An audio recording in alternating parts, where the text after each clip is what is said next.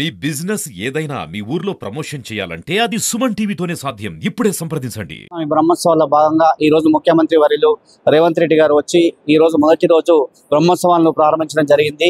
ఈ బ్రహ్మోత్సవాల ఏర్పాట్లపై ప్రధాన అర్చకులు మనతో ఉన్నారు. వారిని అడిగి మరిన్ని వివరాలు తెలుసుకుందాం. స్వామి అయ్యగారు చెప్పండి, ఈ బ్రహ్మోత్సవాలు ఈ రోజు మొదటి రోజు ప్రారంభమై పూర్తి వివరాలేంటి?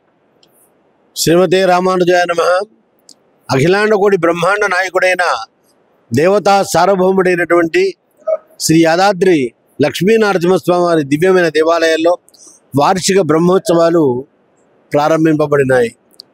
స్వస్తివాచనం పలకడానికి రాష్ట్ర ముఖ్యమంత్రి వర్యులు శ్రీమాన్ యనుమల రేవంత్ రెడ్డి గారు భార్యా సమేతులే విచ్చేసి సమస్త పరివారంతో సహా విచ్చేసి బ్రహ్మోత్సవానికి శుభశ్రీకారం చుట్టారు.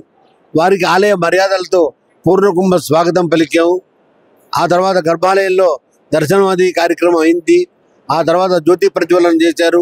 బ్రహ్మోత్సవం ప్రారంభింపబడినది. వారి ఆజ్ఞానుసారము మహావైభవంగా ఈ ఉత్సవాలు చరిత్రలో నిలిచిపోయే రకంగా చేయాలని వారు ఆదేశించడం జరిగింది.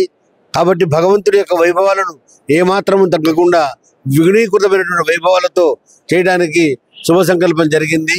ఈ వైభవపేతమైనటువంటి కార్యక్రమంలో విశ్వక్సేన పూజ, పుణ్యాహవాచనము, రక్షాబంధనము, మంత్రపుష్ప నీరాజనాలు అనేటువంటి వైదిక కార్యక్రమాలు జరిగినాయి.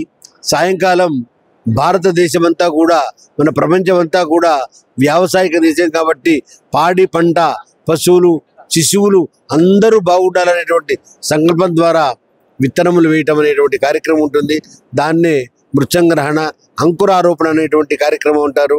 ఇలాగా అనేక ఉత్సవ మహా సమాహారం ఈ బ్రహ్మోత్సవం. బ్రహ్మోత్సవంలో స్వామివారి అలంకారాలు, యజ్ఞ వైదుష్యాలు, 108 మంది పారాయణుల ద్వారా స్వామివారికి జపాలు, హోమాలు ఇవన్నీ జరుగుతాయి.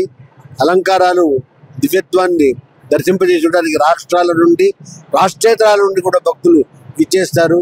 భక్తులందరూ సేవించండి, తరించండి. స్వస్తి. డాక్టర్ నల్లదిగ లక్ష్మీనరసింహాచార్యులు, ప్రధాన అర్చకులు, యాదాద్రి.